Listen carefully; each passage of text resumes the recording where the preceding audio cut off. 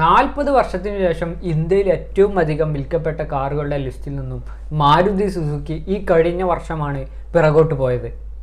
ഏറ്റവും അധികം കാറുകൾ കഴിഞ്ഞ വർഷം വിറ്റ കമ്പനികൾ ഏതൊക്കെയാണെന്ന് നമുക്ക് നോക്കാം. ലിസ്റ്റിൽ 5ാം സ്ഥാനത്ത് വരുന്നത് ഹ്യുണ്ടായി ക്രെറ്റയാണ്. 1,86,919 കാറുകളാണ് കഴിഞ്ഞ വർഷം ക്രെറ്റ വിറ്റത്. 2ാം സ്ഥാനത്ത് വരുന്നത് മാരുതി സുസുക്കിയുടെ ബ്രെസയാണ്. 1,88,160 കാറുകൾ. ലിസ്റ്റിൽ 3ാം സ്ഥാനത്ത് വരുന്നത് മാരുതി സുസുക്കിയുടെ തന്നെ എർട്ടിഗയാണ്.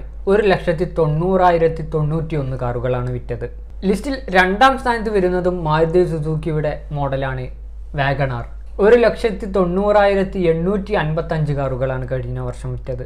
ലിസ്റ്റിൽ 1ാം സ്ഥാനത്ത് വരുന്നത് മാരുതി സുസുക്കിയെ മലർത്തിയടിച്ചുകൊണ്ട് ഒരു വർഷത്തിൽ ഇന്ത്യയിൽ ഏറ്റവും അധികം വിറ്റ കാർ ആയി മാറിയത് കഴിഞ്ഞ വർഷം അത് 2,02,031 യൂണിറ്റുകൾ വിൽപ്പന നടത്തിയ ടാറ്റയുടെ പഞ്ചാണ്.